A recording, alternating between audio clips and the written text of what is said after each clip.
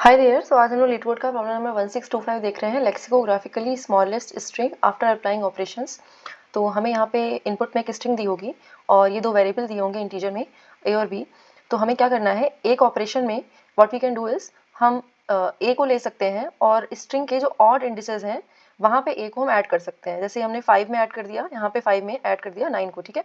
तो यहाँ पे अगर हमने 5 में 9 को ऐड किया तो दिस विल बिकम 14। तो हम उसका मॉड ले सकते हैं। We just have to take the single digit, ठीक है। और सिंपली यहाँ पे भी अगर हमने 9 ऐड किया तो we can take the mod, तो यहाँ पे भी हम लोग 4 ले सकते हैं, ठीक है। तो एक तो ये ऑपरेशन हो गया। और दूसरा ऑपरेशन क्या है, दूसरा ऑपरेशन हमारा बी को लेकर के है। एक ऑपरेशन में क्या कर सकते हैं कि अपनी स्ट्रिंग को बी टाइम्स रोटेट कर सकते हैं। रोटेट मतलब कि अगर जैसे इसको बी टाइम रोटेट किया तो क्या होगा, जो 2 5 है वो इस तरफ आ जाएगा, 5 पहले इधर आएगा, फिर 2 इधर आएगा और जो 5 5 है ये इधर आ जाएंगे। तो जो ओवरऑल स्ट्रिंग है हमारी वो बन जाएगी 2 5 5, ठीक है। तो ये हमारे पास दो ऑपरेशंस हैं जो कि हम लोग कर सकते हैं स्ट्रिंग में with the help of these two integers A and B. तो ये जो ऑपरेशंस हैं हम लोग कितनी बार भी कर सकते हैं, we are not bounded by that. तो ये ऑपरेशंस करके हमें इवेंचुअली ऐसी स्ट्रिंग फाइंड आउट करनी है जो कि लेक्सिकोग्राफिकली स्मॉलेस्ट हो, ठीक है। तो यहाँ पे जैसे हम लोग 5525 का एग्जांपल देखेंगे तो रोटेशन एडिशन इन सब के बाद ओवरऑल हमें एट द एंड 2050 ये स्ट्रिंग मिल रही है और इससे छोटी स्ट्रिंग हम लोग नहीं बना सकते हैं, ठीक है। तो किसी भी पॉइंट में स्ट्रिंग में हमारे पास दो ऑप्शंस हैं, या तो हम लोग ऑड इंडिसेस में ए ऐड कर सकते हैं या तो हम लोग स्ट्रिंग को बी से रोटेट कर सकते हैं, बी प्लेसेस से, ठीक है। तो हम लोग यही करेंगे, हम लोग स्ट्रिंग को पिकअप करेंगे और हम स्ट्रिंग में ये दो ऑपरेशन चलाते चलेंगे इन अ रिकर्सिव फैशन, ठीक है। और इसमें बस एक चीज का ध्यान रखना है कि एज सुन एज हमारी स्ट्रिंग रिपीट होती है तो हम उस स्ट्रिंग को पिकअप नहीं करेंगे, ठीक है, क्योंकि हमने वो केसेस हैंडल कर लिए होंगे। That's all. इसके अलावा हम लोग कुछ नहीं करेंगे and this question will be solve easily. तो हम लोग यहाँ पे अगर देखें, अगर हम लोग 0th लेवल पे हैं, हमने 5525 उठाई हुई है स्ट्रिंग और हमने अगर 9 को ऐड किया ऑड इंडिसेस पे तो हमारी जो स्ट्रिंग है वो 5424 बन जा रही है, ठीक है। और अगर हमने इसी स्ट्रिंग को अगर रोटेट किया तो हमारी जो स्ट्रिंग है वो 2555 बन जा रही है, ठीक है। हमको इनको भी रिवर्स करना है आगे। तो हम लोग 5424 के साथ भी वही कर सकते हैं, या तो हम लोग इसमें ऑड इंडिसेस में 9 को ऐड कर सकते हैं या फिर हम लोग इसको दो प्लेस से रोटेट कर सकते हैं। तो हमारे पास ये केसेस बनेंगे, ठीक है। और सिमिलरली अगर 2555 को उठा रहे हैं तो या तो हम लोग ये ऐड कर सकते हैं ऑड इंडिसेस पे या फिर हम लोग रोटेट कर सकते हैं। तो हम लोग ये चीजें करते चलेंगे तो कहीं ना कहीं एक पॉइंट पे हमारी जो स्ट्रिंग है वो रिपीट होना शुरू हो जाएगी, ठीक है। जैसे ही हमारी स्ट्रिंग पूरी एग्जॉस्ट हो जाएगी, सारे के लेवल्स हमारे एग्जॉस्ट हो जाएंगे, हम लोग अपना आंसर रिटर्न कर देंगे जो भी हमें स्मॉलेस्ट स्ट्रिंग मिली होगी वो, ठीक है। तो ये जो रिकर्सिव अप्रोच है at each level trying to find out what is working what is not working, ये क्यों वर्क कर रही है, इसमें टाइम कॉम्प्लेक्सिटी का इशू क्यों नहीं आ रहा है ना। क्योंकि हम लोग तो बहुत ज्यादा एग्जॉस्टिव सर्च कर रहे हैं अपने स्मॉलेस्ट स्ट्रिंग को फाइंड आउट करने के लिए। उसका एक रीजन है क्योंकि जो हमारे जो कंस्टेंट्स हैं वो छोटे हैं। अब इसकी टाइम कॉम्प्लेक्सिटी देखते हैं कि हमारी टाइम कॉम्प्लेक्सिटी कम क्यों आ रही है, क्यों हम लोग इसको इतना इजीली ये रिकर्सिव तरीके से हैंडल कर पा रहे हैं। यहाँ पे हम लोग क्या कर रहे हैं, सारे केसेस देख रहे हैं, राइट। और सारे केसेस देख रहे हैं, सारी चीजें एग्जॉस्ट कर रहे हैं जब हम लोग, तो कहीं ना कहीं टाइम कॉम्प्लेक्सिटी तो बढ़नी चाहिए ना, लेकिन वो नहीं बढ़ रही है। क्यों नहीं बढ़ रही है, लेट्स सी। हमारी जो वर्स्ट केस टाइम कॉम्प्लेक्सिटी होगी that is going to be order of n into S. What is n? n is the length of string. तो यहाँ पे हम लोग जब भी किसी स्ट्रिंग पे हैं तो हम लोग उसको स्मॉलेस्ट स्ट्रिंग से कंपेयर कर रहे हैं, ठीक है। और जो कंपैरिजन की टाइम कॉम्प्लेक्सिटी होती है वो होती है ऑर्डर ऑफ n, ठीक है। तो इसलिए यहाँ पे n लिया हुआ है। What is this s? S is all the possible states for the string. तो जैसे अगर हमने ये वाला एग्जांपल लिया हुआ है, ऑल्दो उन्होंने यहाँ पे इतनी स्टेट्स ली हुई हैं लेकिन यहाँ पे और भी स्टेट्स पॉसिबल हैं जो हम लोगों ने इस वाले एग्जांपल में नहीं एग्जॉस्ट करी हैं। तो लेट्स से अगर हमारी स्टेट्स S हैं और हर एक स्टेट में हम लोग जो स्ट्रिंग मिल रही है उसको कंपेयर करने का टाइम n लग रहा है, तो ओवरऑल जो टाइम कॉम्प्लेक्सिटी है वो order of n into S होगी, ठीक है। तो क्या हो रहा है कि हम लोगों को कुछ कंस्टेंट्स ऐसे दिए हुए हैं जिसकी वजह से हमारी जो टाइम कॉम्प्लेक्सिटी है वो जो s है ये अपर बाउंड हो जाएगा विद n। अब वो कैसे होगा वो देखते हैं। तो यहाँ पे s को कैलकुलेट करते हैं कि s है क्या, ठीक है। At each stage we are doing two things. पहली चीज तो है हम लोग adding a at odd indices. a को ऐड करने की जो टाइम कॉम्प्लेक्सिटी होगी वो होगी 10। क्यों? तो जब हम लोग किसी भी इंडिसेस पे किसी भी नंबर को ऐड कर रहे हैं तो वो 0 से लेकर 9 तक वेरी करेगा, ठीक है। अगर हम लोग सिंपली मतलब a को 1 लेके चलें कि हम बिल्कुल एक एक करके ऐड करेंगे, अगर हम a की वैल्यू ज़्यादा लेते हैं तो डेफिनेटली हमारी जो कॉम्प्लेक्सिटी है वो कम आएगी। बट अगर हम a को 1 लेके चलेंगे और लेट्स से हमारा जो एग्जाम्पल है वो 1 1 है, ठीक है।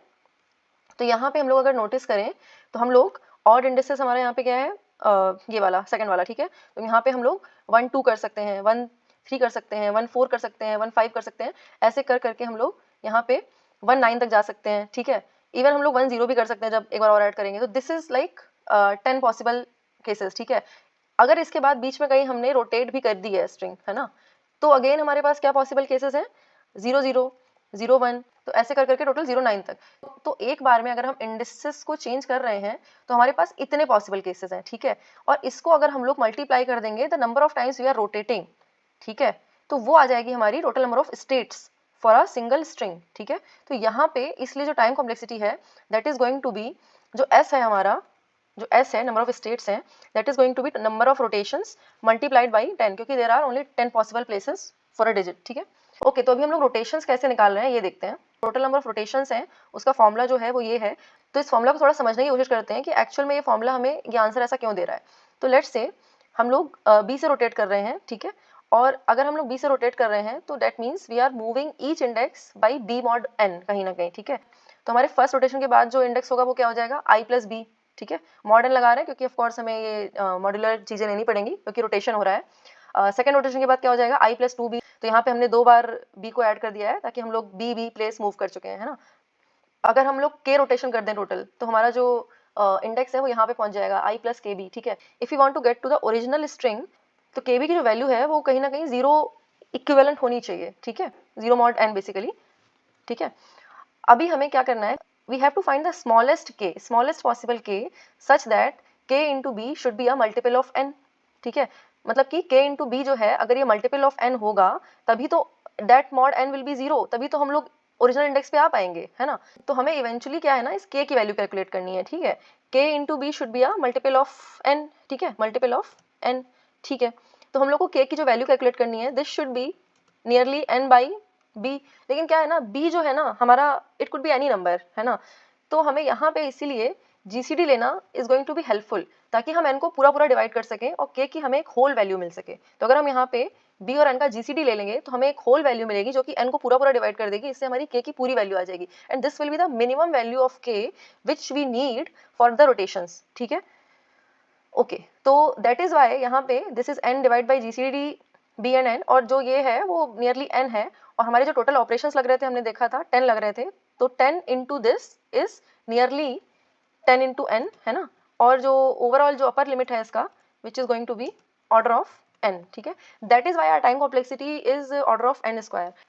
तो इस वाले कैलकुलेशन में ही मैंने थोड़ा टाइम स्पेंड किया। ओवरऑल जो क्वेश्चन है that is not that difficult, but to understand why the time complexity is working in such way that is very important, ठीक है। Let's start by coding this up क्योंकि अब इसमें ऐसा कुछ है नहीं। So if we can take a result string and initially हम लोग अपनी ओरिजिनल स्ट्रिंग को ही ले लेते हैं रिजल्ट। यहाँ पे हम लोग बस एक हेल्पर फंक्शन कॉल कर लेंगे, अपना recursive function. Basically this is a DFS thing क्योंकि हम लोग सारी पॉसिबिलिटीज एक्सप्लोर कर रहे हैं and we are keeping track of all the seen solutions with the help of a hash set, ठीक है। तो यहाँ पे हम स्ट्रिंग भेज देंगे, ए और बी की वैल्यू भी भेज देंगे और एक हैश सेट भी भेज देते हैं टू हेल्प अस। और इसके बाद एट द एंड हमारा जो रिजल्ट में जो स्मॉलेस्ट स्ट्रिंग होगी वो आ जाएगी, ठीक है। तो जो हेल्पर फंक्शन है वो क्या कर रहा है यहाँ पे, अगर हमारी जो स्ट्रिंग है वो हैश सेट में एडेड नहीं है, मतलब कि हम लोग इसको प्रोसेस करके वो जो 2 केसेस थे वो कंसीडर कर सकते हैं। तो 2 केसेस क्या हैं, तो पहला केस है हमारा ये वाला, तो यहाँ पे हम लोग ए को स्ट्रिंग के ऑड इंडिसेस में ऐड कर रहे हैं। और ये हमारा दूसरा केस है, यहाँ पे हम लोग क्या कर रहे हैं, अपनी स्ट्रिंग को बाई बी रोटेट कर रहे हैं, ठीक है। तो ये हमारा ऐड करने वाला केस हो गया, ये रोटेट करने वाला केस हो गया। दोनों ही केसेस में हम वापस ही हेल्पर फंक्शन को कॉल कर रहे हैं विद द न्यू स्ट्रिंग और सेट के साथ। और इसके बाद हम लोग यहाँ पे हम लोग बार बार चेक करते जा रहे हैं कि हमारा जो सेट में वो वैल्यू एडेड है कि नहीं है, then only we will proceed, otherwise we will not. इस जगह पे हम लोग अपना रिजल्ट करंट स्ट्रिंग से कंपेयर कर रहे हैं। अगर हमारी करंट स्ट्रिंग रिजल्ट से स्मॉलर है then we will update the result with the smaller string और एट द एंड हम यहाँ पे अपना रिजल्ट रिटर्न कर रहे हैं अपने आंसर में, ठीक है। Okay, so let's try to submit this as well. Okay, तो जो टाइम कॉम्प्लेक्सिटी है इसकी वो ऑर्डर ऑफ एन स्क्वायर होगी, वो अभी हम लोगों ने यहाँ पे समझा है नीचे कि क्यों ऑर्डर ऑफ एन स्क्वायर होगी। और जो स्पेस कॉम्प्लेक्सिटी है वो ऑर्डर ऑफ एन होगी क्योंकि हम लोग हैश सेट लेके चल रहे हैं और यहाँ पे एन पॉसिबल स्ट्रिंग्स हो सकती हैं, basically 10 into N possible states हो सकती हैं। तो स्पेस कॉम्प्लेक्सिटी भी हमारी ऑर्डर ऑफ एन होगी। और या I think that was all for this video. Thank you for watching, I will see you next one, bye bye.